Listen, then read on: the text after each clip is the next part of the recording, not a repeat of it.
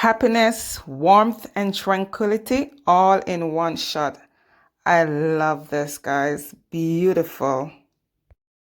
Hello, everyone. It's Camille. Welcome back to my channel. Oh my gosh, you guys, it's Friday. Yay! I love Fridays. Today, I'll be doing a Dutch pour on a 12 by 12 inch canvas. I'll be using a mixture of happy colors, my reds, and my neon pink. You know, those colors represent excitement. And of course, I'll be using colors that gives a sense of calm and tranquility, my blues. I'll be quiet now, guys. Enjoy.